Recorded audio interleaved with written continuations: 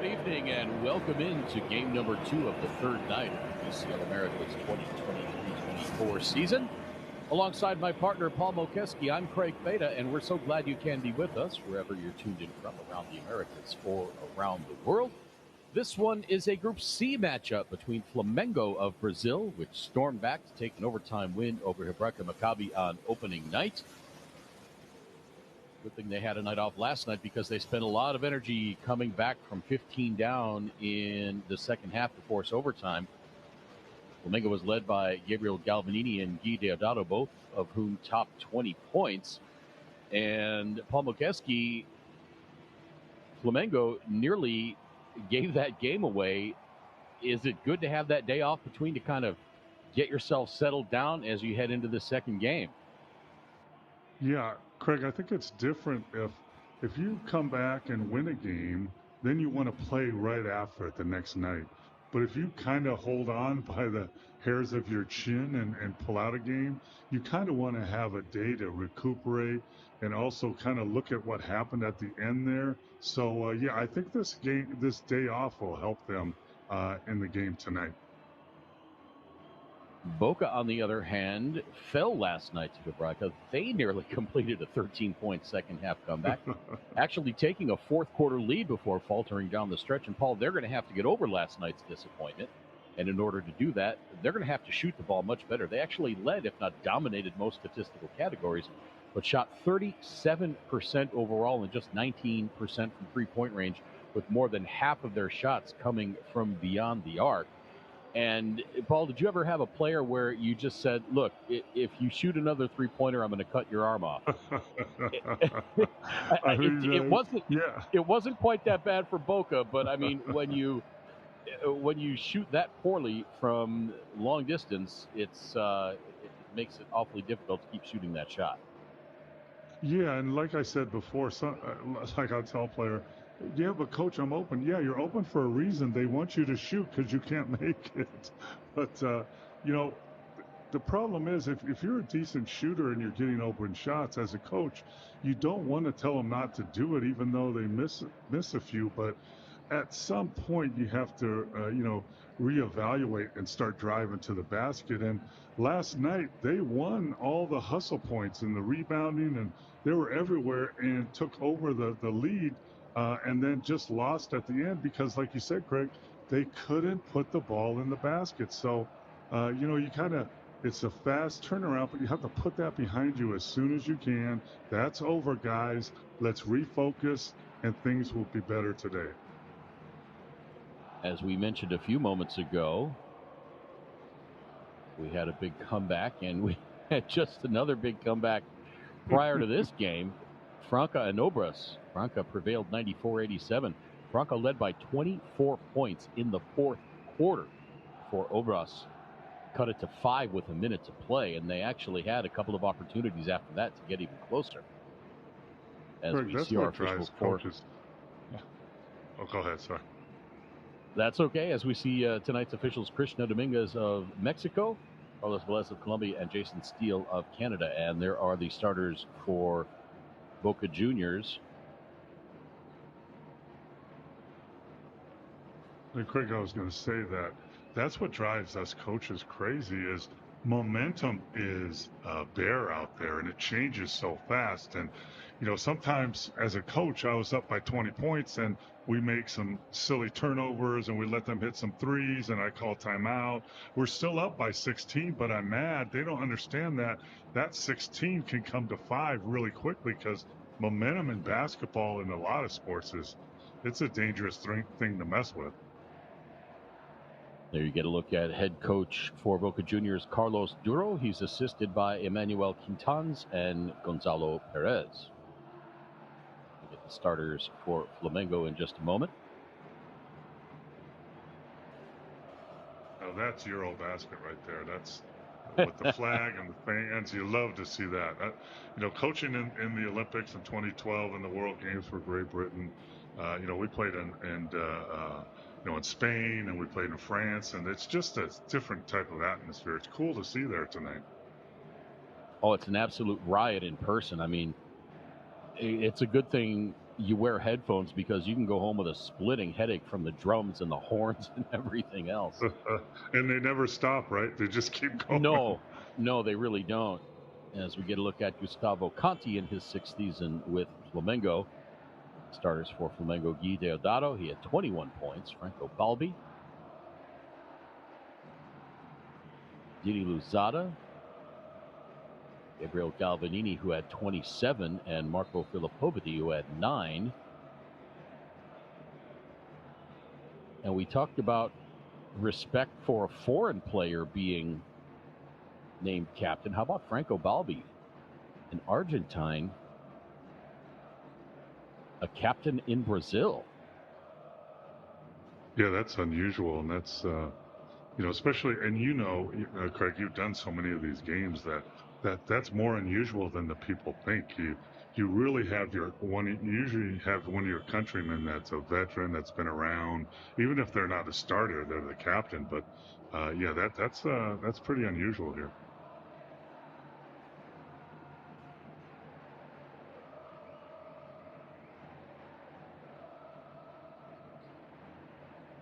Little change in the starting lineup tonight for Carlos Duro. Manuel Rodriguez getting the start over Leo Mainoldi at the 4. Just going with the same other starters: Marcos Mata, Jose Vildosa, Carlos Schottman, and Raven Barber.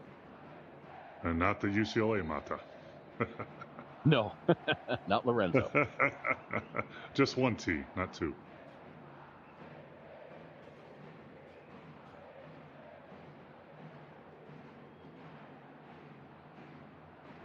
Gustavo Conti making a little switch in his starting lineup. Deodato, the veteran, earning the start. Mike Tavares will come off the bench as Gustavo Conti goes a little bit smaller. We are underway, and it's Boca Jrs winning the tip. Vildosa get up to Schottman. There for the putback is Raven Barber. Got a nice back door. Missed the layup, but got a putback there. Balbi giving it up. 3 on the way from Filippovidi. No, that's exactly how Flamengo started off last night. They got it to Filippovidi early, and he hit a 3-pointer as Manuel Rodriguez repays Carlos Duro for the start with an early bucket, and Boca's up 4-0.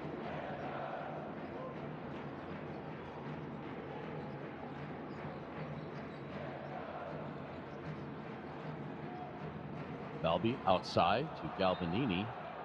His 3 misses everything.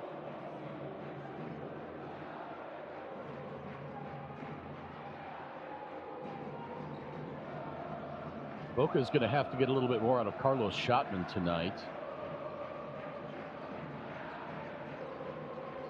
Last night, 0 for 6, 3-point range, and he did not attempt a 2-pointer. He had no points as Raven Barber hits again, and it's 6-0.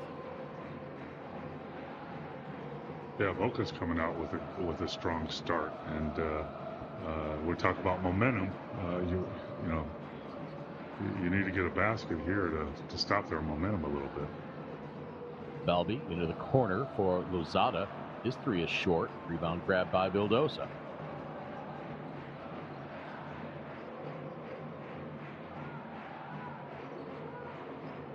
And even if Boca wins this game 80-0, you'll still hear the fans singing and clapping. Vildosa just about lost it on the way up. Shot clock at 5. Schottman's got it out near midcourt. He needs some help. Finally gets it from Barber. Launches the long 3 and missed. Waited too long in the shot clock to get a shot on. Now Galvanini missed. Can it be 80-0? Bob Knight would have loved that. I can't remember which player it was that said it, but he always said that Bob Knight always honestly, truthfully, really shot for a shutout in every game. And you would always get mad when the other team scored their first 2 points. Can't It remember was probably which Quinn IU. Buckner. Probably Quinn Buckner or someone like that. IU plays Kansas tomorrow morning here. Ah. Should be a good game. Yeah, absolutely. Glad to see IU back up among the elites where they belong.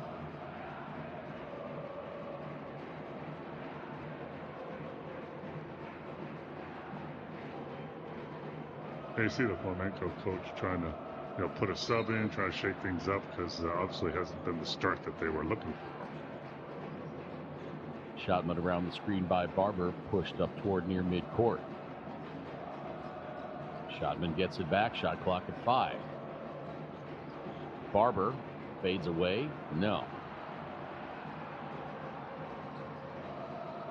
Nearly 3 minutes elapsed in this first quarter. Flamengo has not scored. But therefore, the putback finally by Tavares. And the fans enjoyed that one. You could hear them. Oh, that's awesome.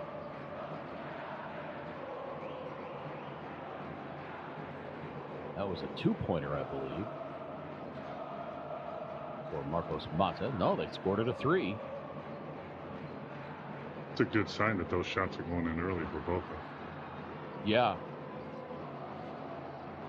Luzado with the rebound. He's working on Shotman. Good defense by Carlos Shotman, but Luzado scores anyway.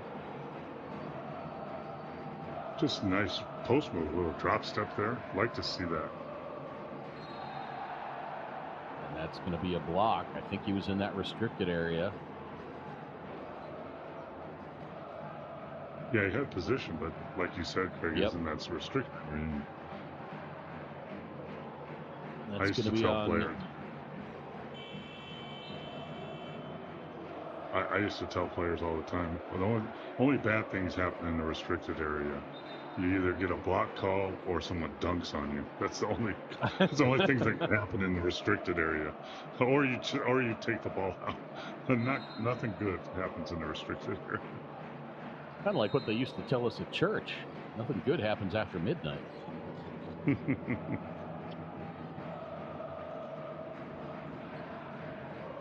Vildosa gives it up. And now stolen away. Here comes Flamengo back the other way. Luzada for 3. Splash! That's good. Didi Luzada 0 for 6 from beyond the arc last night. Connects there. And Flamengo back to within 2 at 9-7. We woke up that crowd there. Nice 3-point shot.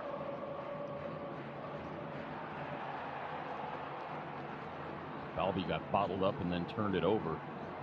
Beg your pardon, that was Mata. Flamengo can't capitalize. Here comes Shotman, the right side. Vildosa.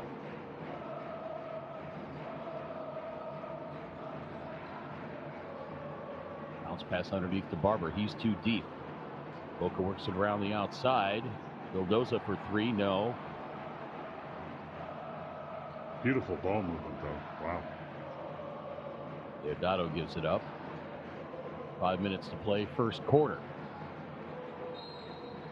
This is the second of 2 games. We mentioned earlier on, Franca held on to beat Obras 94-87.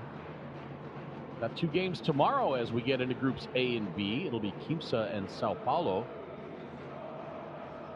at 8:40 local time, 6:40 on the East Coast. I'll be with you for that game. And then at 8:10 local time, 8:10 East Coast time, it's going to be Real Estelí of Nicaragua and Halcones de Salapa of Mexico. Carlin Gay will be with Paul Mokeski for that one, as Didi Luzada gives Flamengo the lead at 10-9 with that 3-pointer.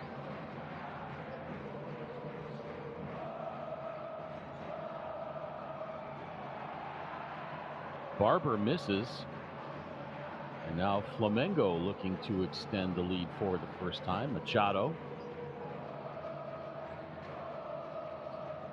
And you're right, Paul. Gustavo Conti went to his bench early in this one. As Lozada is feeling it. 0 for 6 last night from beyond the arc. He's 4 of 5 now. Nice. Yeah, sometimes you have a bad night and you come back with a super night, and he's doing that so far. And like I said, the coach put some subs in, shake it up a little bit, and change the momentum of this game right away. Lozada's 3 for 4. Beg your pardon. He's got 11 points, but then answering on the other end, Leo Minoli of Boca. It's 13-12. Deodato backs out. He launches the 3. That's straight through. My goodness. Flamengo putting on a shooting clinic from distance tonight.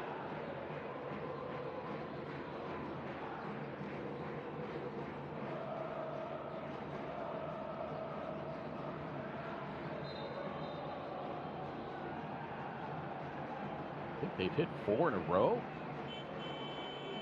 Yeah, they got on a little streak here, and it's interesting. So once the basketball starts going in, everybody sees it going in, and everybody feels like they can get a shot off and get it in.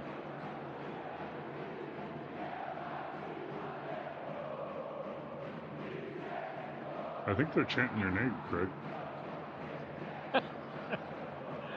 I don't know. I don't know how popular I am in Rio. Just a great atmosphere, though. I love it. Oh, yeah.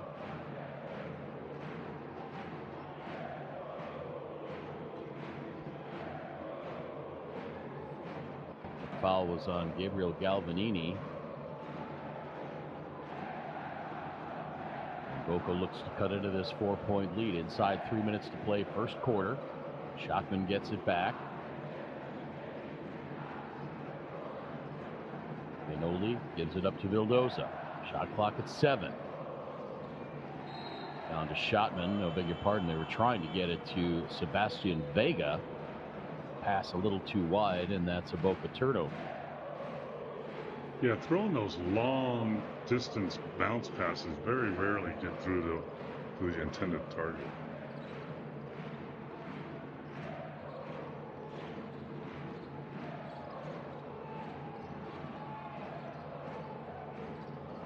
Two and a half minutes to play in this first quarter. That was not really close to an 8-second violation. Saw one of those in the Franca Obras game late. Franca, as they were trying to hold off Obras, as another three-pointer goes through. Scott Machado this time. Beg your pardon, that was Guy Deodato again. Franca failed to get it across the timeline and committed a critical turnover late in the game. Another three-pointer. That one for Jose Vildoza. My goodness. It is just raining buckets. Of course, that one missed because it was too close. Carlos Schottman, looked like he was going to get into the act.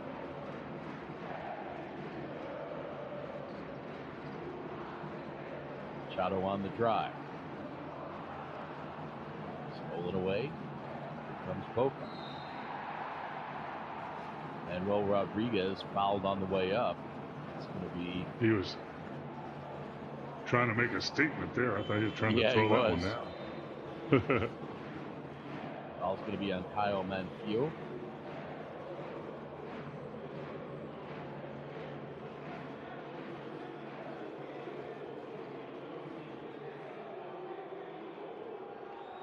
It's the second team foul on Flamengo.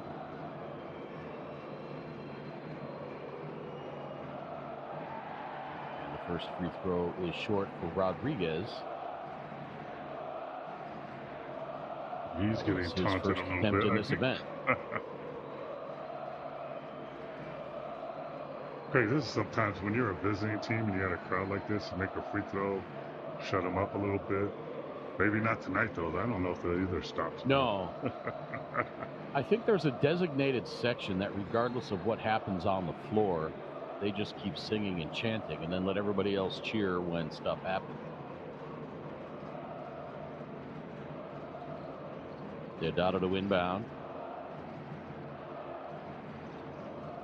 Galvanini. Haven't heard much from him early on in this one. Goes to the left-hand hook. Doesn't get it, but draws the foul.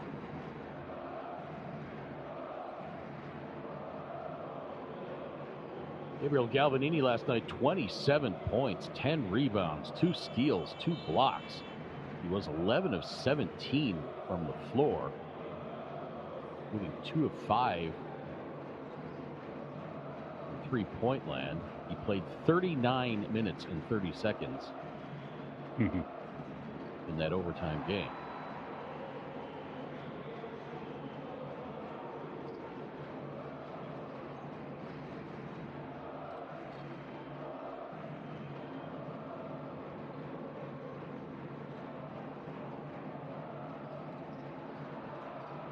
Second free throw misses.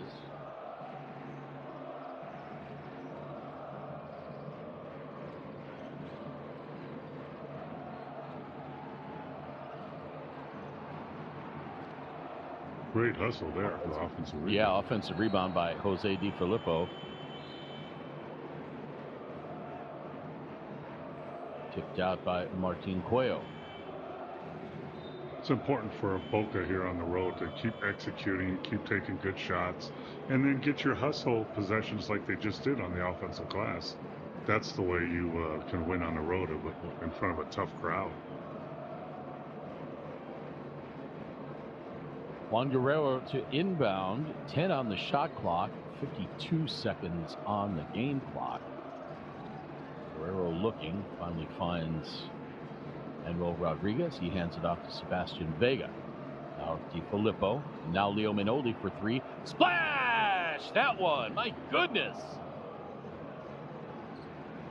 Everybody's feeling it tonight. I think you and I could get out there and maybe throw up some three-pointers, huh? Ninth three-pointer in the quarter between the two teams. As long as they're stationary, we're okay. Well, we got to move a little yeah. bit. I don't know about you, Craig, but I can't move. That goes without saying. Boca 4 of 8 from three-point range. Flamengo 5 of 11.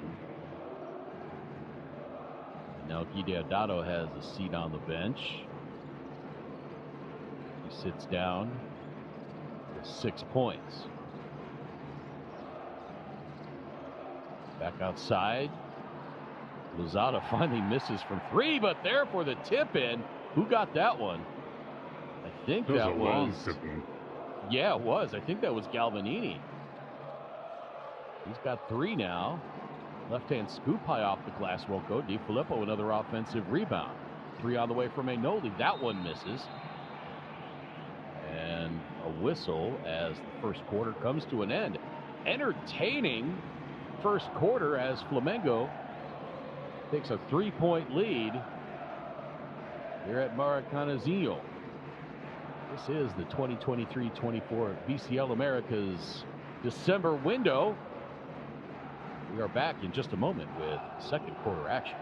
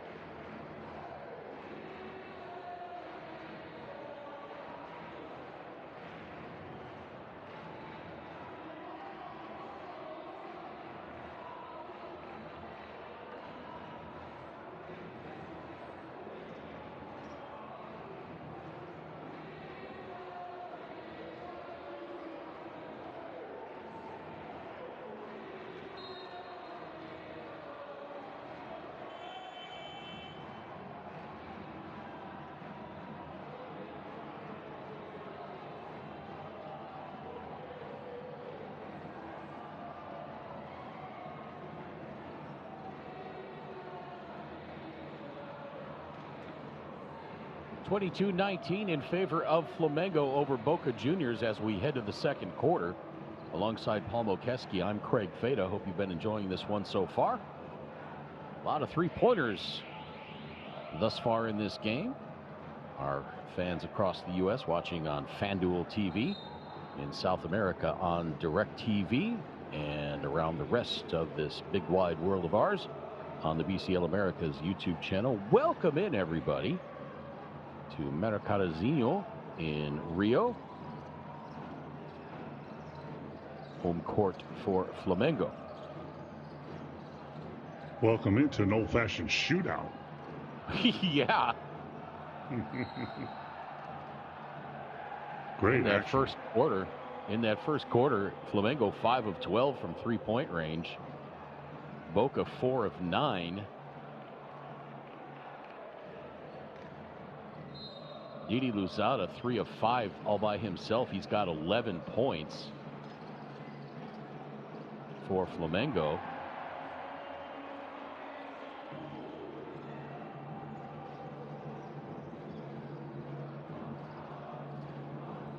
As Flamengo gets the lead out to 5, 24-19. Matches their biggest of the game. Di Filippo spinning, tries to find the cutter along the baseline, but Manuel Rodriguez was not open and the pass got intercepted. There's Galvanini scoring. He's starting to heat up. He was quiet the first few minutes of this one, Paul. He's just a very nice post player. He shot a floater there. He had a drop step before and created a foul. Really effective inside player. I love to watch him play. Very talented. Bounce pass into the corner for Mainoldi. Guerrero gets it back. He puts up the three. That's good.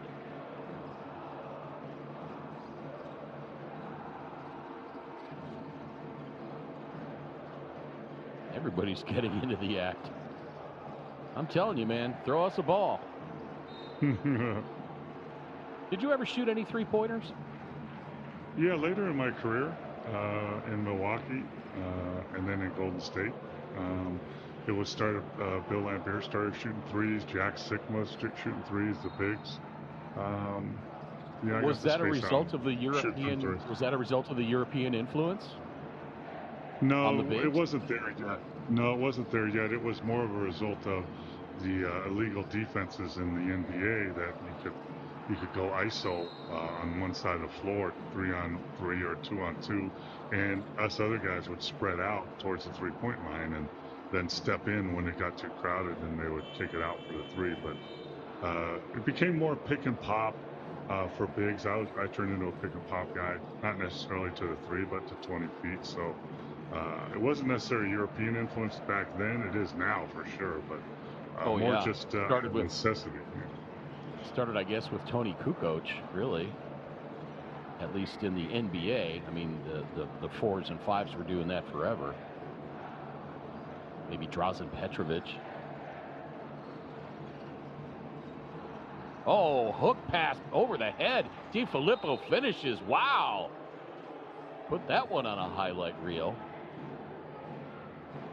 Yeah, Boca's not backing down. They are playing tough, and they're starting to make shots tonight. So this is going to be interesting. Lead down to 2. What was your three-point career shooting percentage? You know that off the top of your head? Someone tested me on that the other day. It wasn't that great. It was probably 29% or something like that. Franco Balbi hits from three-point range. My goodness. And the hits keep coming.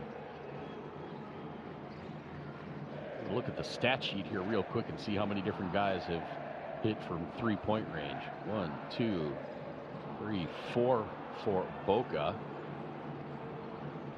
1, 2, 3. Yeah, right. Just 3 for. Yeah, it seems like more, right? Yeah, yeah, just 3. Sure seems like a lot more. Yeah, it does. Seems like everybody in the building's putting up three-pointers. And that is the European influence. That is having 4 or 5 3-point shooters to spread the floor on the court at all times.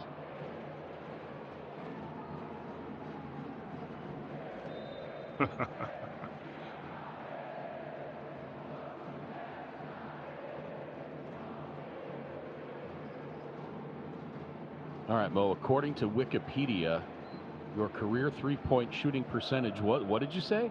29%? 29 maybe. It's showing 21.6 for your career. Although to be fair, it was 33% with Golden State your last year. Yeah. 33% with Milwaukee in 83-84.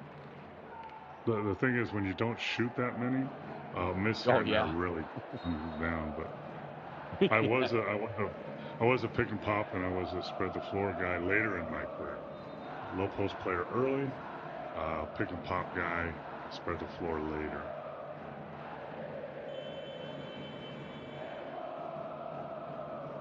I'm gonna tell you, Craig, I would love to play in today's game. I would be, if you're looking at someone to compare me to, I'd be like a Brook Lopez type. You know, he started out low play, and now he's a three-point shooter. But you know, I wasn't as good a shot blocker as he was.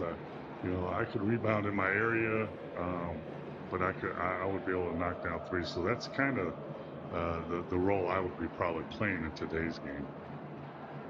By the way, I'm glad you live in Las Vegas and I live in Bloomington, Illinois, because you probably would have come by my house and let the air out of my tires for correcting your three-point shooting percentage. No, hey, it is what it is. You know. But I mean, if I was shooting consistently, you're looking at 33%, somewhere around there, which is according to the statistics of what you want to do. If you shoot 33% from the three, that's like shooting 50% from the two. That's the basketball analytics right there. Now, have you seen your Wikipedia page?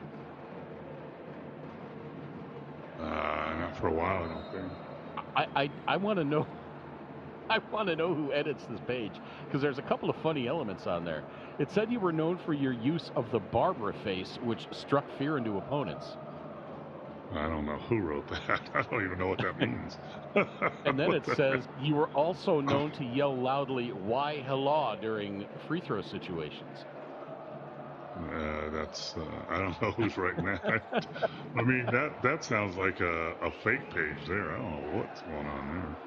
Yeah. That makes no sense at all. Someone hacked that. Just goes to show you can't believe everything you read on the internet, right? I don't know if you'd ever heard that before. You can't believe everything on the internet. What did I yell? Hurrah! What did I do? Why hello? HELLAW. That makes of course, no it's sense. not. Probably look up the edit history. I bet one of your boys did it. I bet either Michael or Paul. Michael or Brian. No, they wouldn't do that. They know better. They live 32-26. Back to the game. 32-26 in favor of Flamengo. DiFilippo attacking from the corner, giving it up underneath to Manuel Rodriguez. And Rodriguez draws the foul. It's interesting to see Flamengo went into a zone that time, maybe the last couple times, and maybe that's like we talked before. Maybe it's a little rest, and you know, but usually you don't do that when teams are making threes against you.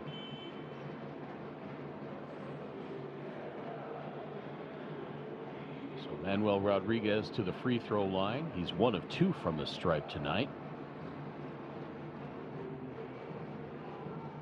I'm afraid to see if I have a Wikipedia page. I don't think I'm that popular. I tell you what, Craig, we talked about Boca has to make some shots today. They're 45% from the three now. Yeah, they were 6 of 32 in their loss to Hebraico last night. Anytime as a team you can be at 40% or above from three-point range, I think you got to be pleased with that. As Calvinini throws that elbow. It looked like a frustration move. I mean, he's obviously an offensive foul, and I don't know why you would do that. You're killing it in the game. You just cause your coach to say, yeah, you got a foul. He's smarter than that and a better player than that. He's got 9 points. He's shooting 4 of 7. That was his second foul, so he's going to sit for a few minutes. Yep, maybe the rest of the half. 32-29. The lob to Barber.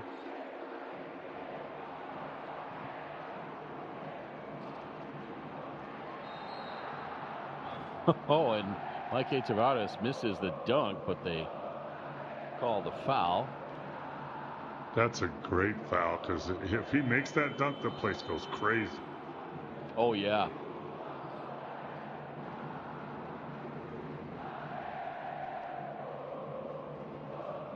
These basketball venues in South America and across Europe really are just, they're built for this. They're, you know, sometimes they're community arenas, sometimes they'll have concerts and such, but they are built for this.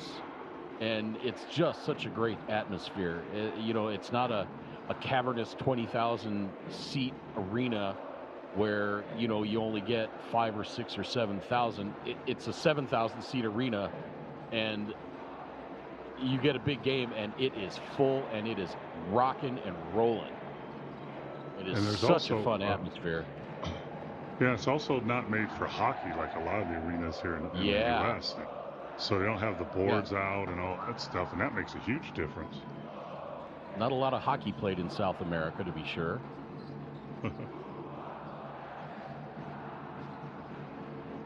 Vildosa, 3 on the shot clock, gets his way into the lane, muscles one up, draws the foul. That's going to be on Tavares.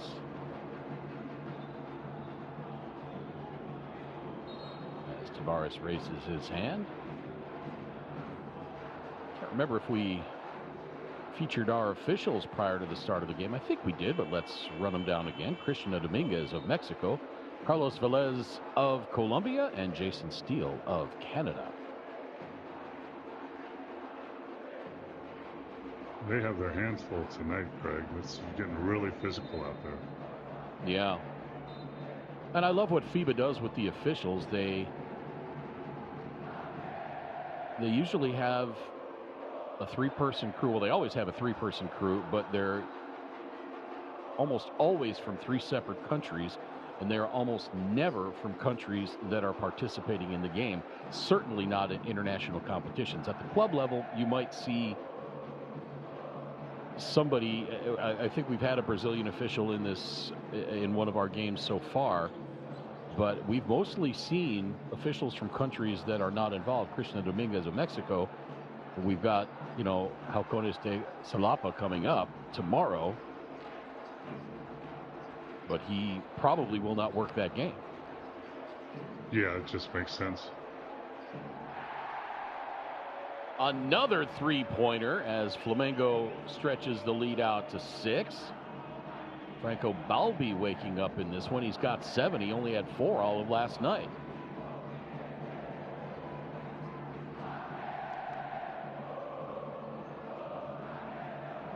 Trying to answer at the other end is Sebastian Vega.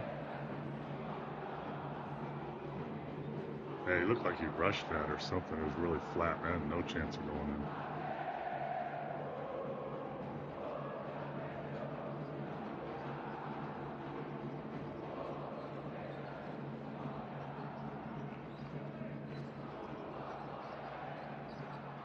Deodato gives it up to Tavares. He puts up the 3. No good. What do you think a guy like Larry Bird would average in today's modern NBA game? I mean, with the emphasis on the 3-point shot. Yeah, and also the shooting more free throws, because you know, it's not as rough as it was back in the day. So, you know, people you know, like the Larry Birds and the Magic Johnsons and the Michael Jordans and the you know, Hakeem Olajuwons and all those players would average the same or probably more in today's game. Raven Barber scores to make it 37-34 as Gustavo Conti takes timeout. Let's listen into the huddle. vai ficar espaçado. Quem tá com o chat, mano, tá certo? Não quer dizer que vai finalizar. Quer dizer que nós vamos desequilibrar, porque o Gui e o Franco estão do outro lado, bem pra caralho no arremesso. O Caio tá aqui. Então, aqui tem que ser um bom bloqueio, Mike, que eles não vão trocar aqui. Eles não vão trocar, tá os 5 com o chat. E vem no short roll, espaça bem, deixa espaço aqui pra ele. Se não encaixar o primeiro, faz o que eu tô te falando, vira o bloqueio e espera. A hora que virar o bloqueio, aí o louco vai agressivo pra dentro e você rola fora. Did you make any of that out? I actually was not listening very closely. I was trying to look something up stat-wise. Yeah. I think he was talking about specific areas where either he didn't want one of their opponents to shoot from, or he wanted his players to shoot from. And it was very interesting because it was mostly he wanted them to shoot from the right side of the floor, not so much on the left side of the floor, it seemed like. Interesting. Wonder if it has anything to do with the shooting background and all those flags waving back there. It is true, though. There's, some players and some teams, they shoot better either on the left side or the right side. It's about footwork and things like that. So, that's a detail that a lot of coaches don't pay attention to, but obviously he was. When you played, were there any shooting backgrounds in the NBA that you didn't like? You really, when you're on the floor and the lights are on the court and pretty much often, you really don't notice it. All those people waving things and saying things, and if you let that affect you, you're not a very good player because you just block them out.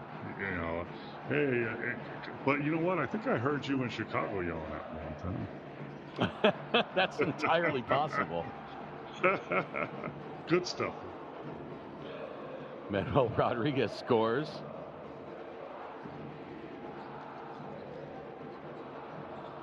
And the spread is just 2. Balby answers at the other end. He's having himself a nice night early. Yeah, he struggled, right? Now he's gone. Yeah, he was affected. It looks like he's got a black eye, and I'm not sure if that's what affected him the other night. Shotman tries to whip the one-hand pass to the cutting Rodriguez, gets deflected out of bounds. 2:20 to play in the second quarter. Maybe a teammate or a coach got upset with him and said, "Wake up." Well, he certainly has. Balby with 9 points in this first half for Flamengo. Galvanini also with 9. Luzada with 11. No, he's late. Stop. Your man is fake enough. The perimeter defense, your man is late.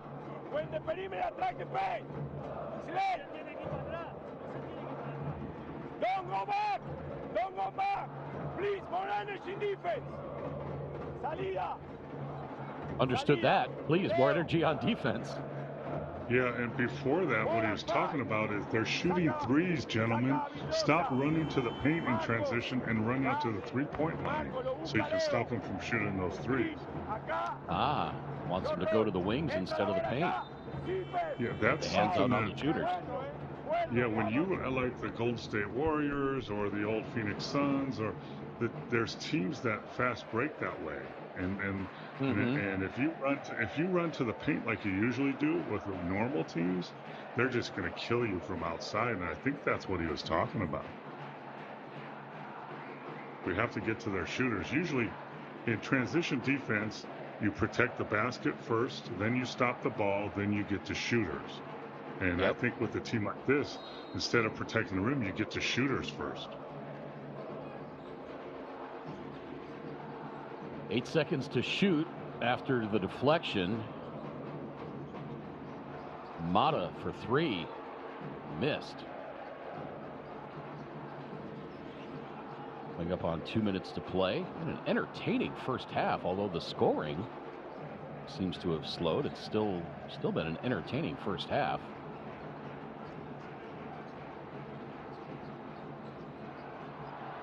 Nice feed underneath, but Mike Tavares gets stripped. Got his pocket picked clean. What do we say that is? Shotman on the right side now. Pardon? Cookies. Oh, cookies. That's right.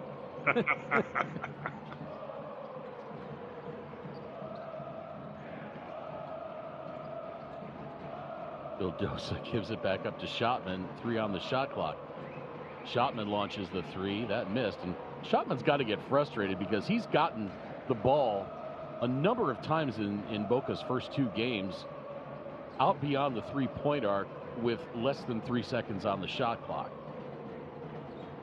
Yeah, late in the shot clock, it's frustrating when a teammate passes you the ball then. Here, do something with it. Yeah. What I'm going to do is pass it right back to you if you keep doing that. 1 minute to play in this second quarter. Flamengo hanging on to this 4-point lead.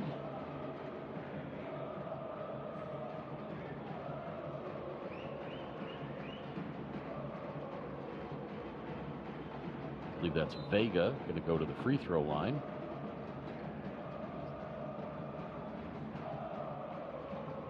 Trying to blow on that hand and dry it off a little. Again, don't forget, Southern Hemisphere, it's summer. So contending with a little heat and humidity. Especially with the number of fans in there. You know, the more fans in the arena, the hotter and stickier it gets. Telling you, playing in the Boston Garden in the playoffs in the spring. Oh my goodness. Yeah. That was a nightmare. And then the ice under the court.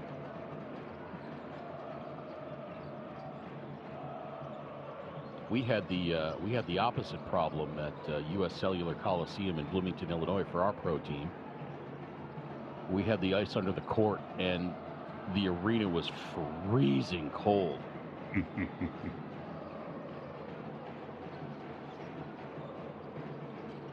My partner and I, we brought Snuggies one time, but they turned the heat up in the arena, so we didn't need to wear them.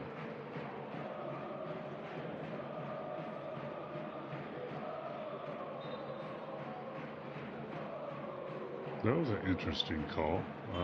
Yeah. The foul, or he shot a floater. I don't know how you get an offensive foul if you're shooting a floater.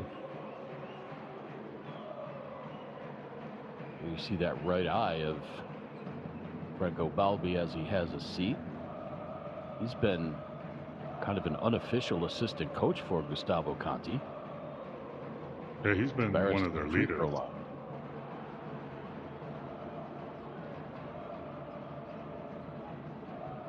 Tavares misses the first.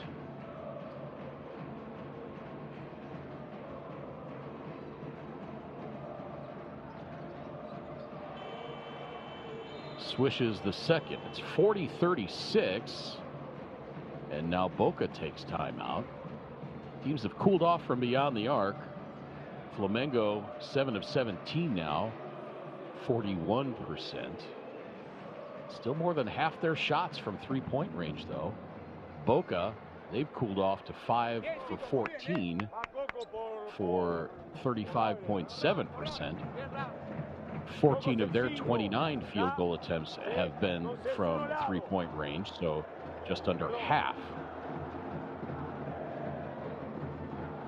Yeah, and the coach here should be drawing up a last play. They don't want to give up the ball and shoot it too soon and let the other team get it. So you need it really important to get the shot off where there's no other chance for the other team, and have patience here.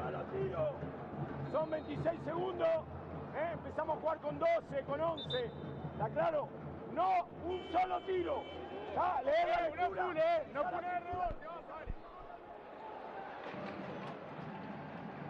Your Spanish is definitely better than mine, Paul. I will say that. Of course, you've coached at the international level and had to deal with a lot more Spanish speakers, more likely than me. And it's kind of, sometimes it's just coach speak, right? You know? Oh, yeah. Yeah, it's just, you know. Everybody knows pick and roll. Worldwide. Yeah, it's worldwide. I mean, I helped Del Harris out with the Chinese national team, and, you know, they knew pick and roll, and, you know, even Mandarin is totally different, but They knew the basics. Yeah. So let's see if they can execute this and get the last shot here. They want to shoot it with about, 4 seconds left, so maybe an offensive rebound. About a second half difference between shot clock and game clock. Schottman hits the floater along the baseline with 5.7 to play. And Schottman, that's a really good shot, but at the same time, you give the other team an opportunity with 5.7 seconds left to maybe, you really, and it's really tough, Craig. I mean, you're playing and you're having patience and you have an open shot. It's tough not to take it and wait another 2 seconds. So at some point you just say, just let me make this and then, hope the other team doesn't get a good shot off. Especially for a guy like Schottman, who struggled last night, has been not given a lot of great shot opportunities tonight. He's been given the ball several times with the shot clock close to expiration. And so he's finally got his first 2 points. He's 1 of 6 tonight after being 0 of 6 last night. And there's a look at the crowd here at Maracanazinho. Great crowd. Oh, yeah. So right here, you're probably looking at them trying to make a long pass up to around, close to the half court area, so you still can push it up and get a decent shot off here. Some pressure in the back court, and now the ball pressure backs off. This makes it difficult because you got to go all the way now. Clock down to 2 now. 1, 3 on the way. No good. And the first half comes to an end with Flamengo on top by just 2 points, 40-38. Sure was a fun first half to watch. Let's look at the numbers on this one for Flamengo. 14 of 33 overall from the floor, 42%. 7 of 18 from three-point range, 39%. 5 of 8 from the free throw line, 62.5. For Boca, 14 of 30 overall, 47%. 5 of 14 from three-point range, 35.7%. 5 of 7 from the stripe. Boca leading the rebounding battle, 21-15. Individually for Flamengo, Franco Balbi, 9 points. He also has 2 assists after having a quiet night 2 nights ago. Gui Deodato, 6 points. Didi Louzada, he cooled off. Still shooting 50% overall from the floor. He's got 11, along with 2 rebounds, 2 assists. Gabriel Galvanini, Gigi, 9 points on 4 of 7 shooting, 2 rebounds. And Mike Tavares, 5 points. And Gustavo Conti has not gone very deep into his bench. Felipe Mata, Mateus Leone, and Natio Diarra have not seen any time in this game. For Boca Juniors, Marcos Mata, 3 points, 5 rebounds. Manu Rodriguez, 8 points. Carlos Schottman, as we mentioned, just got his first 2. Sebastian Vega, 3 points. Jose Vildosa has 5. Raven Barber has 6. Jose Di Filippo, 2 points, 3 rebounds, 2 assists. Juan Guerrero, 3 points. Leo Mainoldi has 6, along with 2 rebounds and 2 assists. And Carlos Duro has had 3 players not see any time: Nicolas Burgos, Nicolas Stenta, and Martin Torriani.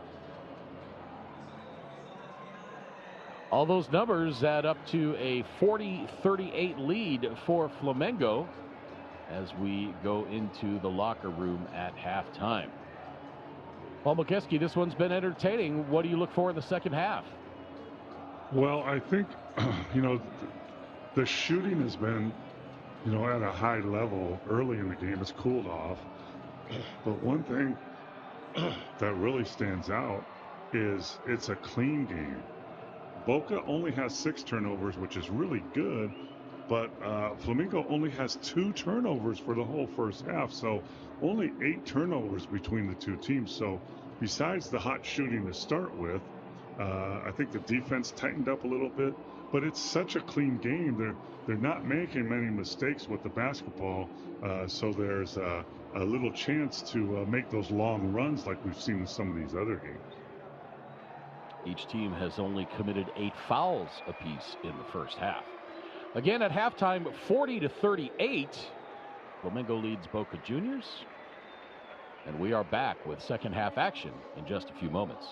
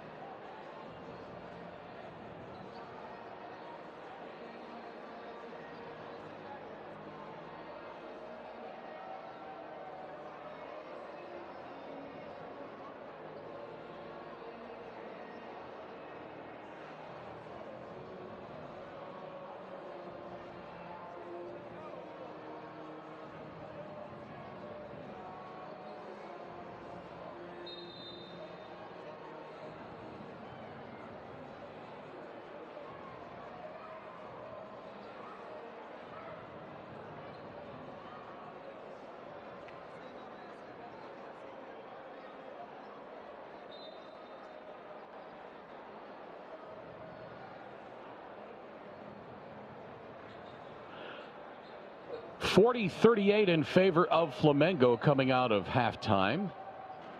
So glad you can be tuned in wherever you're watching from around the world. In the USA on FanDuel TV, in South America on DirecTV, and around the rest of the world on the BCL America's YouTube channel.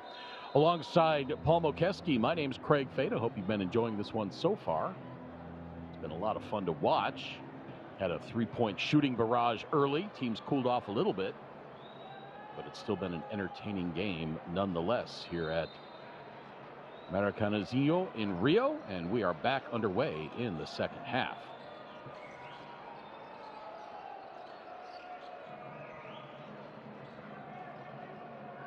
And Paul, in a close game like this, do either team need to make very many adjustments in the second half as Marcos Mata starts off the three-point barrage again, and Boca's got the lead? No, I mean, both teams are playing solid. You know, they picked up the defense in the second quarter, and, you know, they're still making outside shots. They're not turning the ball over very much, not fouling too much. You just got to keep executing, and you want to make more good plays than bad plays here coming down the stretch. And, you know, it's going to be a tight game, I think, all the way through, it looks like. Mata again, until that one was offline.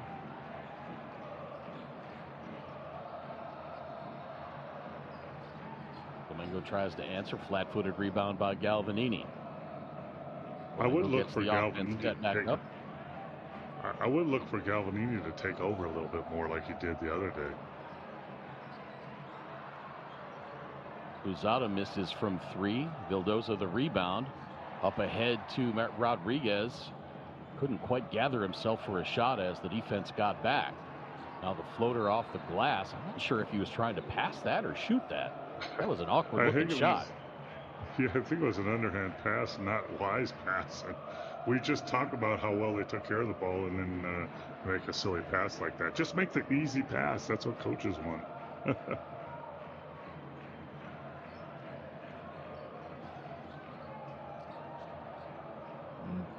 Vildoza for three. Missed that one.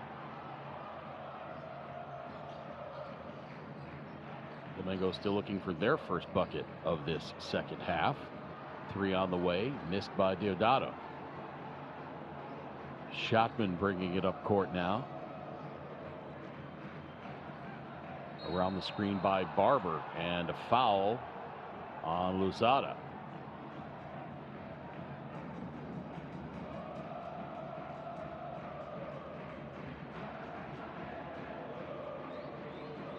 Yeah, I think Boca should look at, they went to Barber, the big fella, early and got some easy baskets, and then they kind of went away from him. And you might want to go back inside first here and you know, establish yourself and get some strong, easy buckets from Barber, who's having a quiet but pretty solid game right now.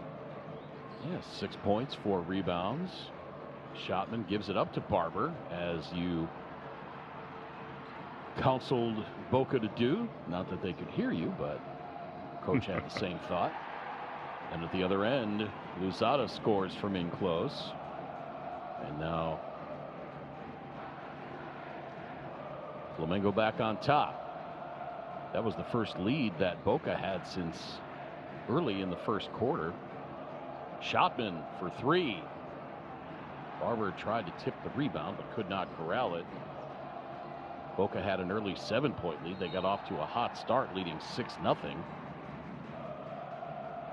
before Flamengo reeled them back in.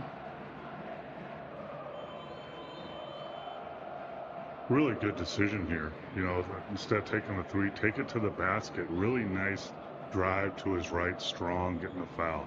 Very smart basketball move right there. Now Barber will have a seat.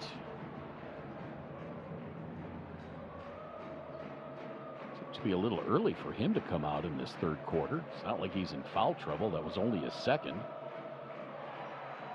I beg your pardon, that was just his first. Yeah, that didn't make as much sense as I thought. As I was thinking he was in foul trouble. Yeah, that was the first thing I looked to see as well. I'm like, that couldn't have been his third already.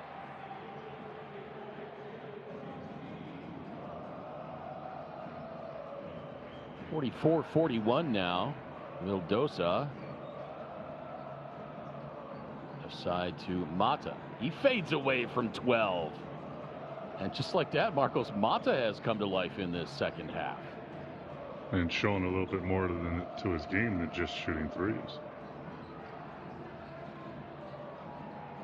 Mata had 10 in the loss to Hebraica Maccabi last night.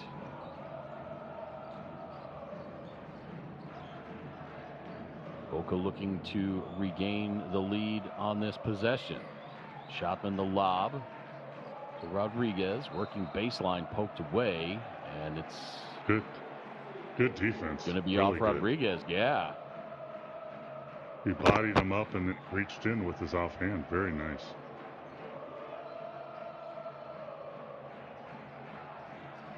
Six and a half minutes to play, third quarter. Luzada between the rings, now attacking left side. Kicks it out. Step back three on the way, short. Vildosa right side. Schottman was calling for it on the other side, but Vildosa didn't see him. Mata now getting it to Leo Mainoldi. Oh, he hit the backboard on the way up, but there for the putback. Manuel Rodriguez.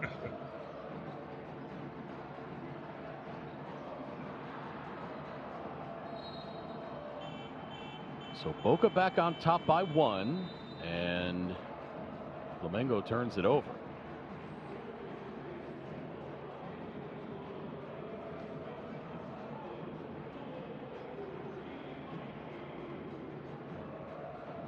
And just like you said, Craig, the crowd has not stopped chanting for the whole game. It's exciting, though. I love the atmosphere. It's great.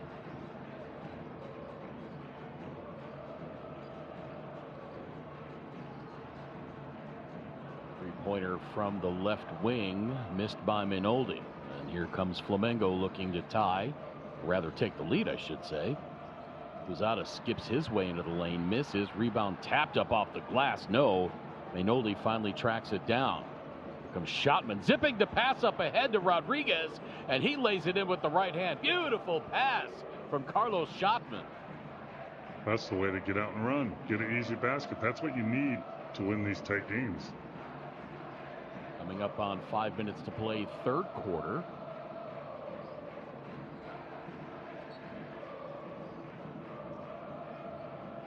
Machado got bumped by his own player there as he was gathering to shoot from the left elbow. Now Balbi, yes!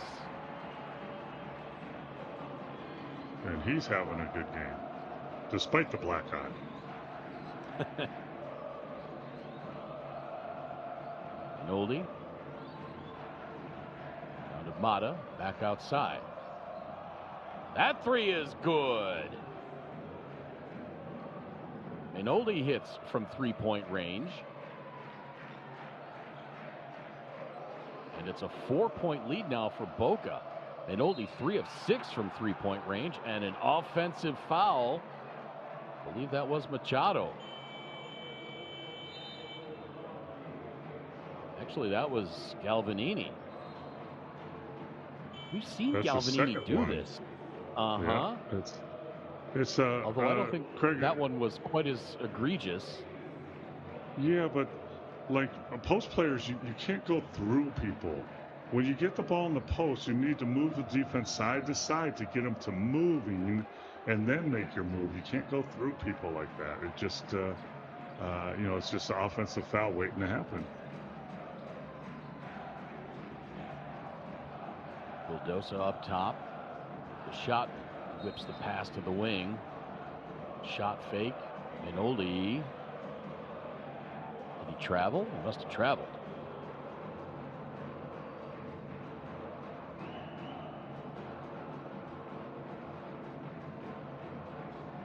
Inside 4 minutes to play, third quarter. Boca with a 4-point edge.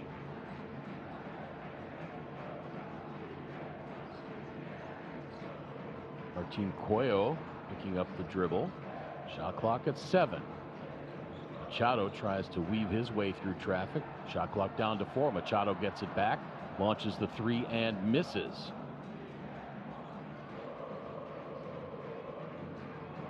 Schottman, open 3. Splash! That for Carlos Schottman. Big shot, big shot. Good swing, good ball movement, swinging the basketball, wide open trailer, bam, and knock it down for the 3, make the other team call a timeout. And that ties the biggest lead of the game for Boca, 7 points. And Gustavo Conti wants to talk things over. Então, já vai pro lugar certo o pivô. Ele chamou o polegar baixo, já vem pro lado contrário do Schottman. Usa o primeiro bloqueio. Não é só para você trazer a bola e passar no Locu. O Locu já começar aqui em cima, que o Schottman já começa te pressionando. Você tem que começar aqui embaixo. O primeiro bloqueio tem que acontecer, Caio. Faz o primeiro, vai agressivo, todo mundo no corner. Tá completamente, qualquer coisa que eu falar, qualquer jogada que a gente for fazer, se a gente fizer desorganizado, tá tudo, igual eu falei no vestiário, tá tudo desorganizado. O bloqueio não encaixa, tá um em cima do outro. Qualquer jogada, cara, vai logo pro lugar. Vai logo. Olha só, fica na ombro e polegar. Craig, that was very interesting to me as a coach. So your team has kind of slacked off a little bit. The other team's made a run. And you get in the huddle, instead of screaming and yelling and trying to, getting upset, he was very calm and really very specific of what he was saying. And that's what a coach's job is. They know they messed up. They know the other team made a run. So let's be calm and let's get back on track. Great job by the coach. That was the first thing that I noticed, too, based off of our conversations in previous games. Gustavo Conti, I think he was actually smiling at the beginning of that timeout. Yeah, and I mean, if I was to, I'd smile and say, hey, listen, guys, we got off track. We're not playing the way we should. We need to get back on track. We know that. Let's go. 3 from the wing misses by Kyle Manfio. And now Boca looking to extend their biggest lead.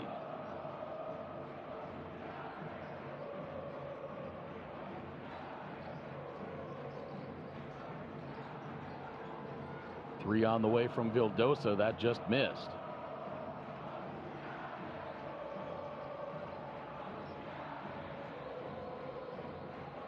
And now he's getting Flamengo also had a 7-point lead in the first half. Here's Balbi. Shot clock in single digits, now down to 5. Balbi gives it up. 18-footer, no.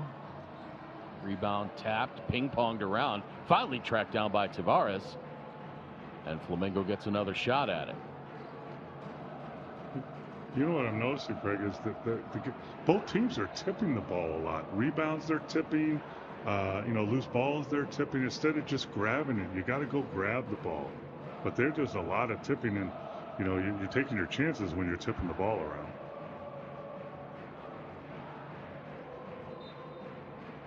One guy that immediately leaps to mind that loved to do that on rebounds was Dennis Rodman. He kind of raised that to an art form, because he wasn't the tallest guy out there, but he always managed to tip it to himself as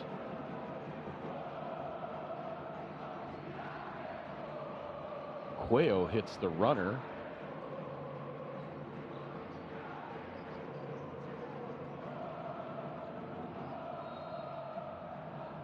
Now Mata working his way in. Little mauling on the defensive end. I think he got his arms wrapped around him from behind. It is very physical under there tonight. And, it looks like a little hook with the arm there, and you got the call.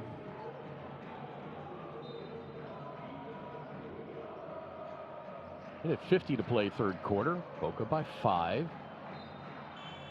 Into Vega, tipped out of bounds, and it'll stay with Boca.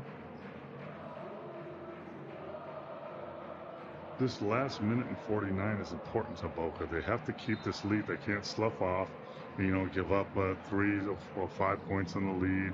you know, they want to either keep the lead or lengthen it a little bit with the last minutes of this quarter. Great pass to Juan Guerrero. He just didn't have enough to get up to the rim. And now Deodato slows things down. Minute 30 to play, third quarter. Cuello. Machado. No shot. Yeah, Vega got him on the drive, which was kind of smart. 2 more games tomorrow coming up as we get into Groups A and B at 8:40 p.m. local time, 6:40 Eastern time. It's going to be Quimsa and Sao Paulo. And then at 8:10 local time,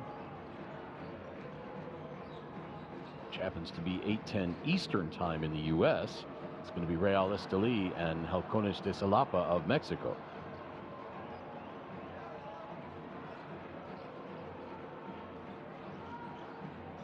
Filippo gives it up. Vega hooks with that right arm. They caught him that time. Yep, they sure did. That's an old trick. You just kind of hook the defense around, try and get around them, and he hooked him too high. He hit him in the head, the back of the head.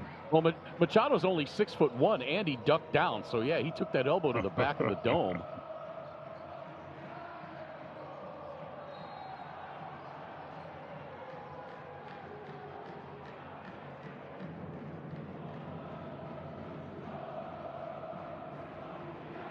Good effort here on defense, both protecting the ball and diving for the ball. You don't mind those fouls as a coach.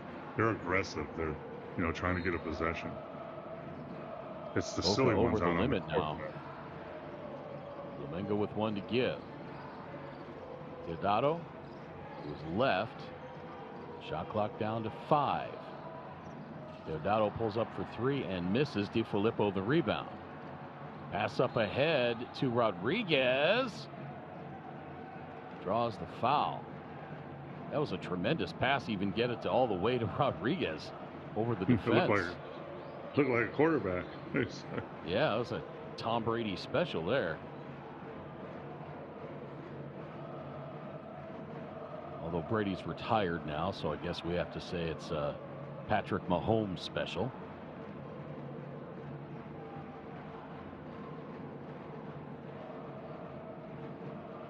Scoring pace really has slowed down in this game. Flamengo just 8 points in this third quarter.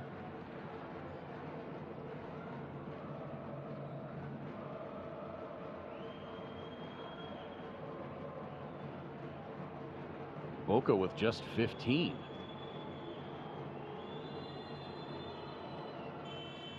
Make it 16 after the second free throw by Rodriguez.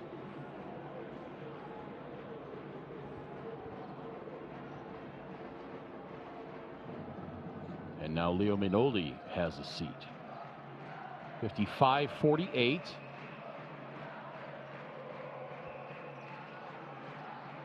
Back to a 7-point spread. Machado works his way into the lane. That looked like it was a clean block, but I think they got a foul before that. Yeah.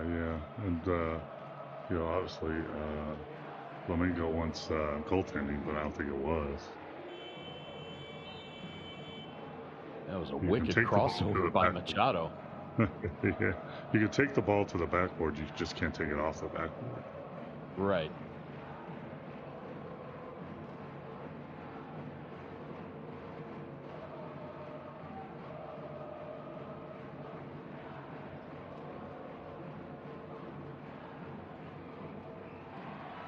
As a guy who played close to the rim, Paul, did you get whistled for goaltending a lot? Not really. I mean, every once in a while. And I was less of a shot blocker than a charge taker. Okay. Flamengo back to within 5. Game clock at 10. Shot clock is off. Shotman from 25. Ooh, missed that one badly. Barber gets the rebound underneath and draws the foul. It's a good move by the coach putting Barber back in as a rebounder, and he got that offensive rebound, and maybe he can get a couple points for his coach. Man, I can't believe how badly Schottman missed that one. You never see him miss like that when he's that open. So Barber to the free throw line. He has not shot a free throw tonight. He was 1 of 2 last night. And he's hoping he's 1 of 2 tonight because he missed that first one. Yeah, a little too strong on that first one. A little flat there, big fella. Get a little arc under there.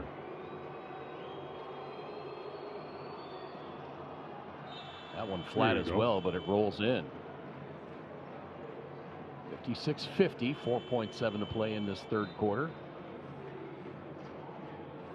Paul, why is it that bigger guys tend to not be better free throw shooters?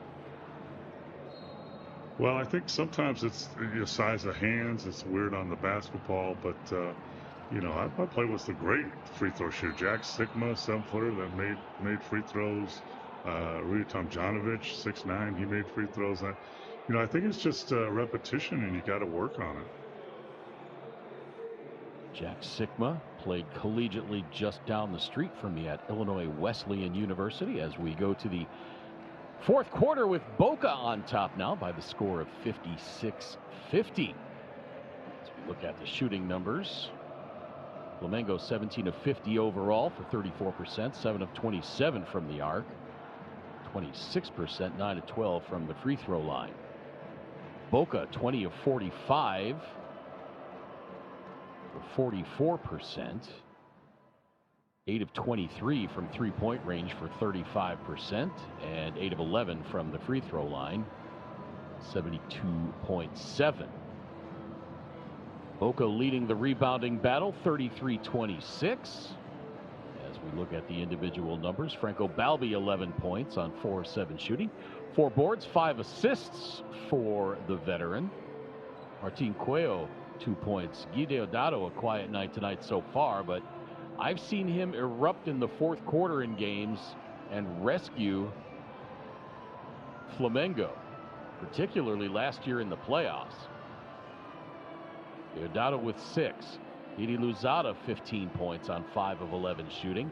He's also got 3 rebounds and 2 assists.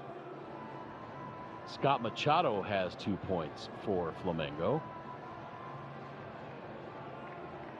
Marco Filippovidi has not scored. Gabriel Galvanini 9 points, 6 rebounds. Mike Tavares 5 points, 3 rebounds. For Boca, Jose Di Filippo 2 points, 5 rebounds, 2 assists, and 2 steals. Juan Guerrero 3 points. Manu Rodriguez 14 points on 5 of 6 shooting. Sebastian Vega has 3. Raven Barber 7. He also has 4 rebounds. Leo Minoldi 9 points, 3 boards, 2 dimes. Marcos Mata 8 points, 8 rebounds, 2 assists. Carlos Schottman 5. And Jose Vildosa with 5. Sebastian Vega, don't know if I mentioned him, he's got 3. We are back to the action live from Maracanãzinho in Rio. Fourth quarter between Flamengo and Boca. Alongside Paul Mokeski, I'm Craig Feda. So glad you can be joining us wherever you're tuned in from, around the Americas or around the world, in the USA on the FanDuel TV platform, in South America on DirecTV, and around the rest of the world on the BCL Americas YouTube channel. Filippo pulled down, and the foul on Galvanini. It looks like Boca has come out very, very aggressive, especially in defense. And a lot of times the aggressive team in a close game like this is the one that gets the calls. And I think he got a call there. But you know, it's going to come down to, you know, who takes care of the ball, who executes. And you know what, Craig, in the bottom line, it's who puts the ball in the basket when it counts. And this definitely is is game time right now in the fourth quarter. And guess what, Paul? That was 5 fouls on Gabriel Galvanini with 9:45 to play in this game. He's been quiet tonight, but you know they were going to look at him down the stretch, and now Gustavo Conti gets whistled for the tee.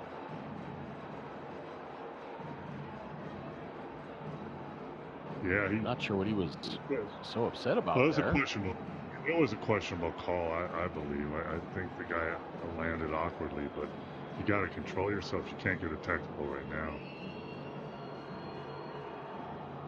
Minoldi drains the free throw as Conti still pleading his case.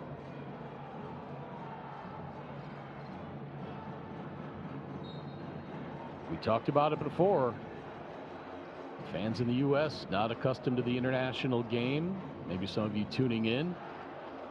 FIBA officials do not give you much latitude. Once they say that's enough, that's enough. And if they do not hesitate. Yeah, they do not hesitate to ring you up. DiFilippo for 3. That's good! Wow. Jose DiFilippo. And now a 10-point lead for Boca, 60-50. Biggest of the game for either team. Hey, look how aggressive Boca is on defense. They almost got a steal there, but they created an offensive foul, so they got the ball back.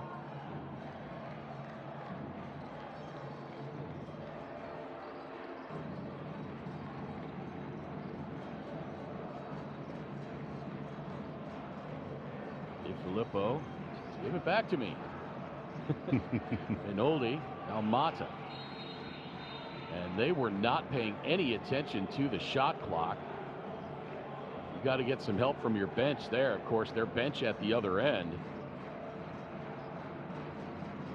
Yeah, they just looked discombobulated there and didn't know the shot clock at all. It's a bad turnover. And you know, Flamengo at that end, their bench wasn't going to help them out any. That one barely caught the front iron. You see Carlos Duro telling his team, okay, let's settle down. Let's get a good shot here. DiFilippo wanted to shoot that a couple of times. He was thinking about it. That time, it's Vega. Beg your pardon, that was Juan Guerrero hitting from three-point range, and the lead now 13.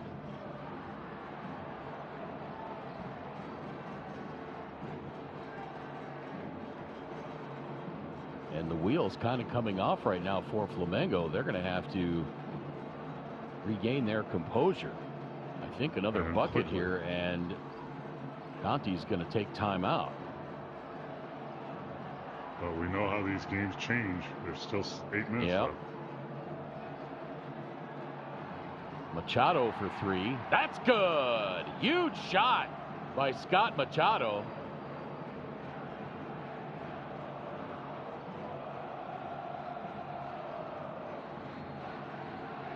And it's very difficult in FIBA basketball. You don't get very many timeouts. So, you know, Boca, if they don't score here and Flamengo goes down and scores, you might have to use one, though.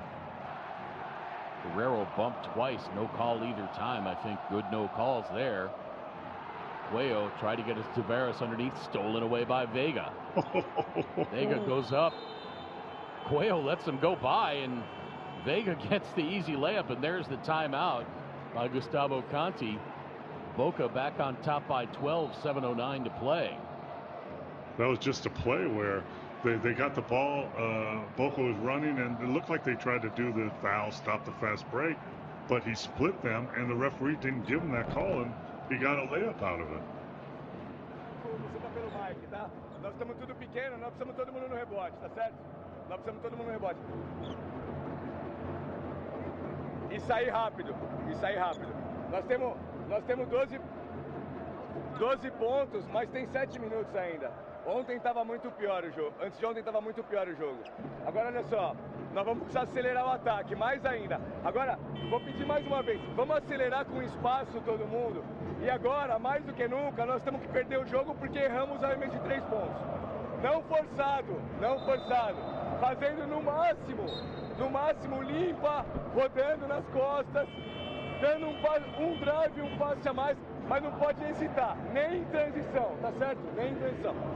Nós precisamos rebote de ataque, rebote de ataque, rebote de ataque, rebote de ataque, os 4 no rebote de ataque.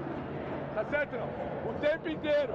Depois do rebote, se reposiciona logo para pegar um arremesso mais rápido também. Bora, vamos ganhar essa porra, caralho! So, Craig, we talked about how calm he was in the huddle a little while back. A little more tension in his voice right there. Yeah. He wasn't screaming or yelling, but you could tell there's a little more urgency and a little more tension in the coach's voice, and we're going to see how his team responds. That's exactly the word I was going to use. He had a little more urgency there as we see the replay on the long three-pointer from Juan Guerrero. Did they call another technical for delay of game maybe? He didn't get out of the huddle fast enough? Maybe. Let's see. Wow. I mean, I don't see how that... I think that's what happened. I think they didn't get out of the huddle quick enough, and they teed him up.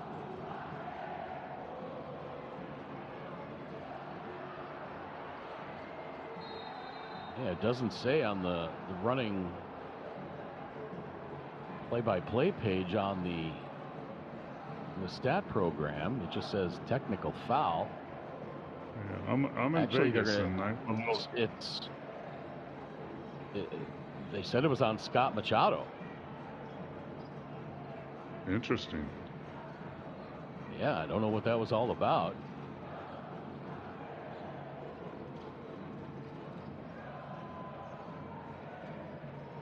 So back to a 13-point lead, matches the biggest of the game for Boca. Minoldi, little turnaround kick-out pass. Filippo. Yeah, that was going to be a shot clock violation. Yeah. As a coach, if you get down to that, just take a 3. It's better than turnover or throwing the ball away. I used to say that, Craig. A bad shot's better than a turnover. Yeah, that makes sense.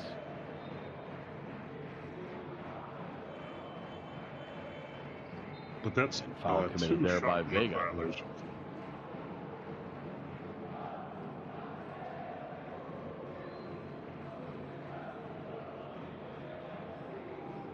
I guess you can also say they.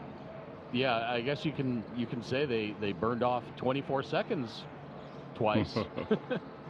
Yeah. Burn off 23 and take a 3. Yeah, there you go. Hey, Craig, here's like 6 minutes left in this quarter. You're up by 13. You need to do whatever you can to keep it a double-digit lead, especially when you're on the road with a crowd like this. And, you know, you need that double-digit lead just in case to, you know, compensate for the crowd. Kyle Manfio scores. I believe that's his first 2 points of the game. It is. And it's down to 11.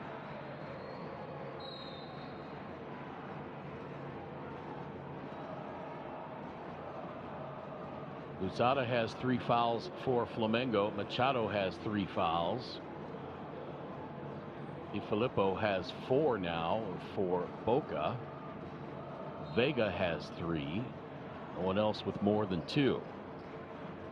Flamengo 4 team fouls in the fourth quarter. Boca just 2. Vildosa, shot clock at 7. A wicked crossover to shake Manfio. And ends up scoring. What a crossover by Jose Vildosa. And then spinning at the other end, Luzada doesn't get it to fall, but a foul called. Yeah, a little late whistle there, but better late than, you know, too early. Back in the day, Craig, the referees would wait to see if that went in. They wouldn't call a foul. But I don't think they do that anymore.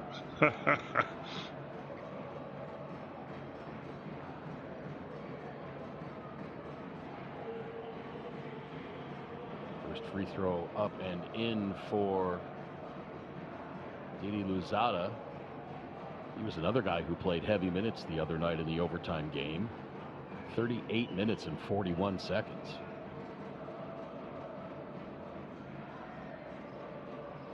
Those minutes catch up eventually. Yeah, second free throw short.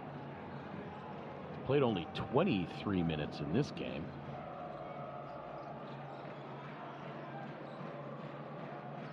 (68-56), 12-point lead.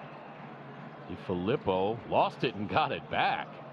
Threw it up ahead to Rodriguez. He fades away, and that's good. Tough shot, pretty shot by Manu Rodriguez. And he puts Boca on top by 14, their biggest lead of the game with 5 minutes to play. And Gustavo Conti wants timeout again. Let's see how much urgency he has in his voice during this timeout. Yeah. Olha só. De novo, nós vamos sempre em linha, tá? Aqui não precisa ser rápido, não precisa ser rápido. Você vem, faz um bom bloqueio aqui, não faz ghost, faz um bom bloqueio. Se você vê que eles estão trocando, na próxima você não faz, aí vai embora. Aqui precisa ser um bom bloqueio, esse cara precisa vir pra dentro e sair. Aqui tem que ser um bom bloqueio. Caio, forçou a troca, tá no poste, tá com um cara menor, bola no poste baixo. Não deu troca, volta, bloqueia de novo e aí rola rápido pra dentro. Olha só, a opção é aqui, ó. A hora que a gente tá descendo na linha, eles estão invertendo, corta e o Caio vai sobrar pro arremesso aqui. Nós temos que ser mais dinâmico.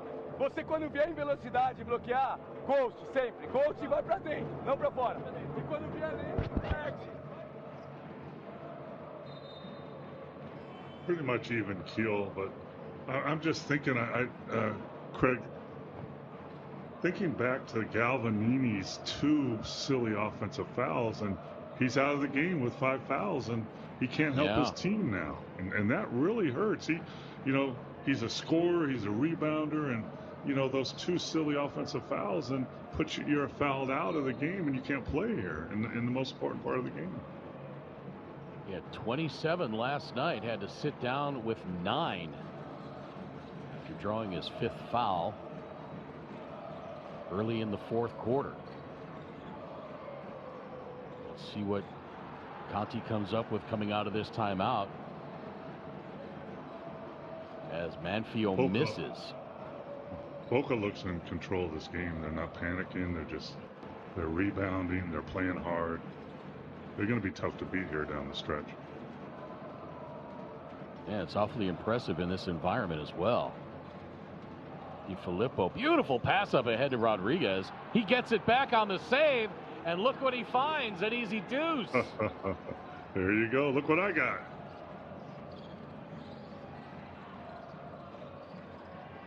Sometimes the basketball gods do that to you. And Vega controls. Inside 4 minutes to play. Vega's been really tough on the defensive glass here at this 4th quarter. Very impressive.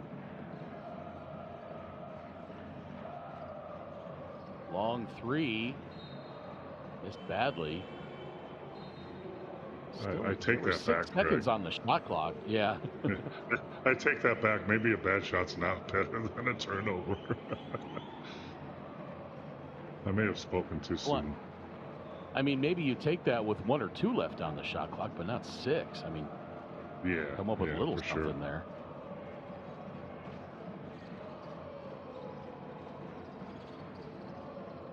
You're out in Vegas. Do you watch show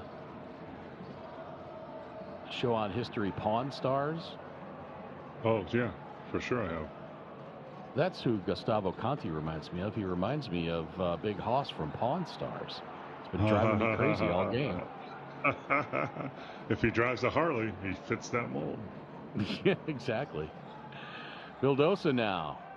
5 on the shot clock. Boca content to run time. Vildosa trying to shake Marco Filipovic. Puts the shot up. No. Filipovic's been very quiet this game.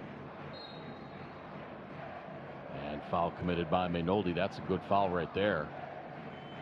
He got beat. And they had one to give, so he did not want to give up an easy layup. Yep. Yeah.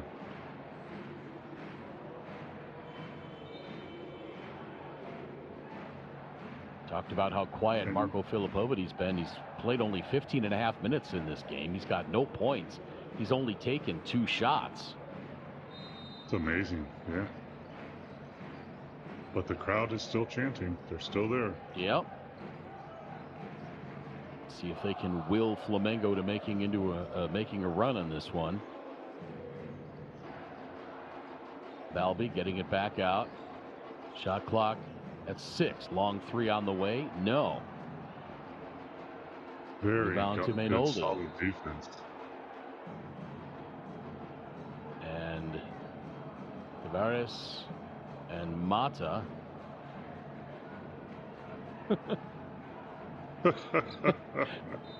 Tavares would not let Mata help him up. He took help up from the official before he let Mata help him up. I mean, that's one of their old rules there, Craig. I mean, you know, guys are helping other guys on the other team up. We never did that. You never helped anybody up from the other team. They're on their own.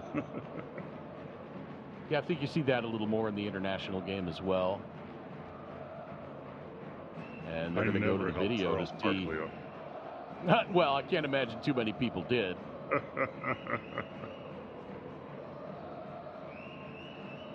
think they're going to try to see what resulted in these guys going down to the floor here.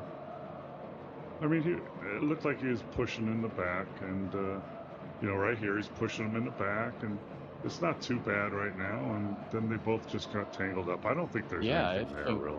I don't either.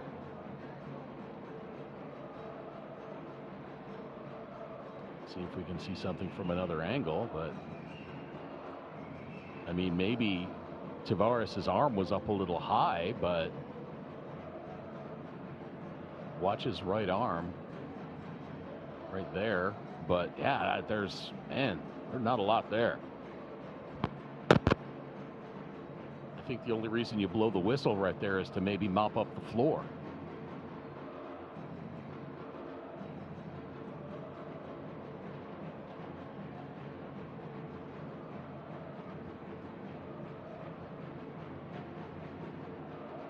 Again, our officiating crew: Krishna Dominguez of Mexico, Carlos Velez of Colombia, and Jason Steele of Canada.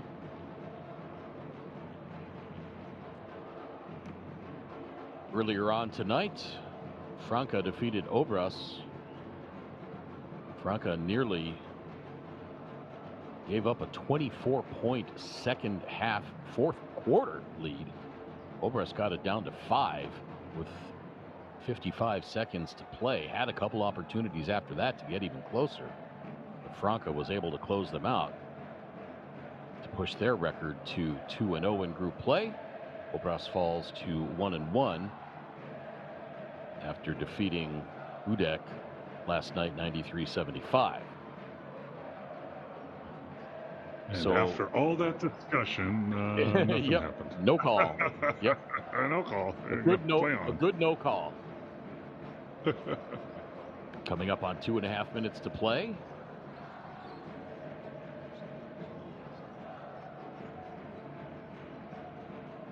Filippo calling for a little help. Shot clock down to 6. And now Di Filippo gets the foul on Tavares. Yeah, at this point in the game, Boca just can pretty much get 5 20 shot clock violations and move on at this point. And, you know, not almost equivalent of taking a knee, right? Di Filippo hits the first free throw. That was his first offering from the stripe in 2 games. Di Filippo 5 points. Beg your pardon, 6 points. 7 rebounds, 4 assists, 2 steals. 7 rebounds. That's a great job. He's hustling. One of the smallest guys. 17-point lead. And Filipovity hits the three-pointer and draws the foul. There's the coach's jinx right there. Don't do any stupid fouls. When you foul the three-point shooter, give up a 4-point play.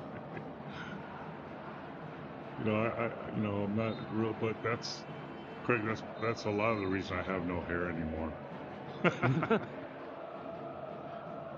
Marcos Mata at 37 years old commits that foul.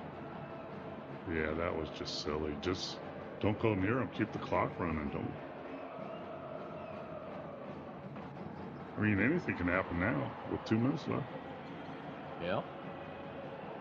So the 4-point play by Filipovity makes it 73-60.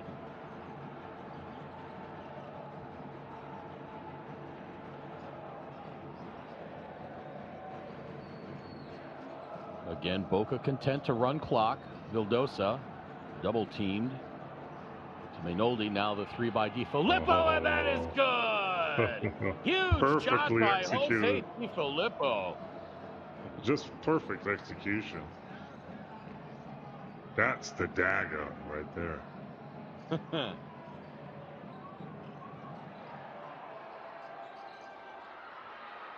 Filipovity missing from distance there. Rebound by Mainoldi.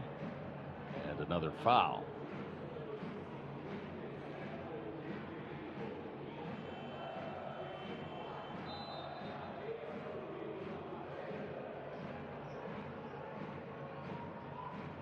Yeah, that was an interesting foul call, but then when you look it back, he did grab his jersey. So yeah, Di Filippo clearly grabbed Tavares' jersey for no reason. And that was the 5th foul on Jose Di Filippo, so he'll sit down. This night is done with 9 points, 7 rebounds, 4 assists, and 2 steals. Tavares to the free throw line. He's 3 of 4 from the stripe tonight. Doinks the first.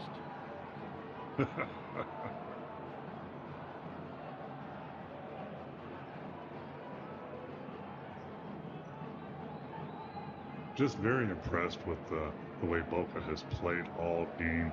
Came out on fire, knocking down threes, and then really in this second half, their defense has just cranked it up and done a great job, and their defensive rebounding. They've only given up 20 points in 18 plus minutes. That's just it's a heck of a job in a hostile environment too, with a great crowd for them. This is one of those wins as a coach and players you really cherish. Shotman airmails that one with a foul called. And that's going to be a shot clock violation. These are the wins where you go in the locker room, everybody feels great, and everybody's played well. I mean, these are the hard-earned victory with a crowd like this. Just a great feeling for the coaches and the players at Boca. Not so much for Valencia.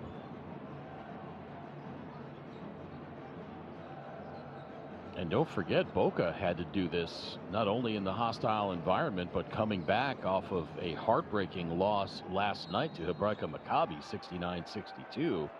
They spent a lot of energy trying to make a 13-point comeback late, but they look fresh as daisies. Yeah, they did. And sometimes, Craig, that run they made at the end of that game and kind of, that momentum can carry over to the next game. Yeah. Especially when you show it on, as a coach, you can show the players that, say, see, if we play like this, we will win games. This is one where after the game in the locker room, you tell them, I'm really proud of how you guys responded. Played tough in a tough environment all night long. And this shows what potential that we really have. Absolutely. And remember I told you the other night, it's just as easy to learn from winning as it is from losing. Mm-hmm.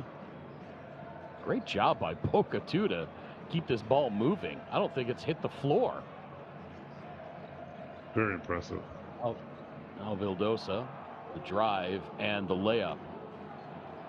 And the exclamation point. Yeah. He's fired up.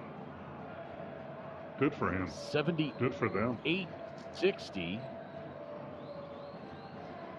Vildosa now with 9 points. And Vega to cap it off. That's one you kind of want to pull it out and dribble it out, but hey, yeah, they're excited. But in a tournament like this, where you may have to deal with some point differential calculations, take every point you can get. And Boca, with a great response after the heartbreak last night, in a very tough environment, takes down Flamengo by the score of 80-62. Boca's defense giving up 22 points in the second half. My goodness. Never thought the game would turn out this. I thought it was going to go tight all the way down to the end.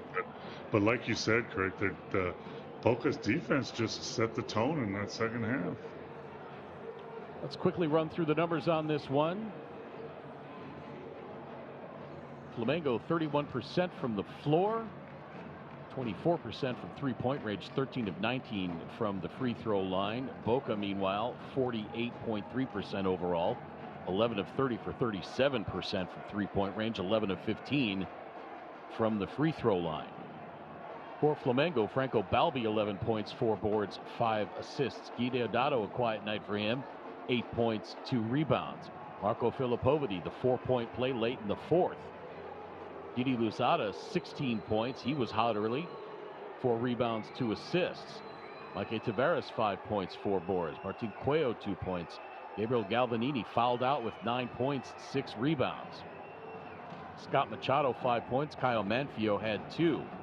For Boca, Leo Minoldi, 11 points, 4 rebounds, 3 assists. Marcos Mata, 8 points, 13 rebounds. Carlos Schottman had 5. Sebastian Vega, 7 and 4 rebounds. Jose Vildosa, 9 points, 5 boards, 4 assists. Raven Barber had 7 points, 4 rebounds. Jose Di Filippo, huge second half for him.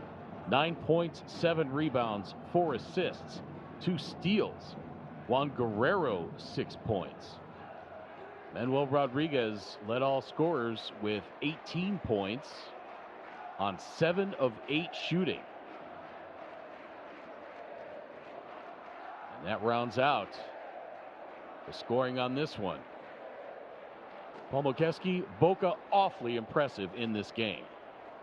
Wow, and you saw how much it meant to them at the end, how they were celebrating. And, you know, this is the win that can change the tournament, change your season. And, you know, and they got help from everybody. And, you know, they shot better, which helps, but their defense and their rebounding was very, very impressive and really, in my opinion, won this game for them.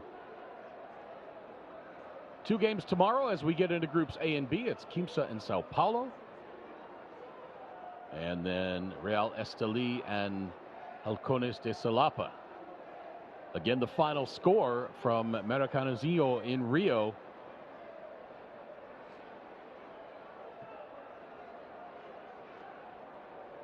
(80-62), Boca takes down the home team Flamengo. For my partner Paul Mokeski, my name is Craig Fada. Thanks so much for watching, everybody. So long for now.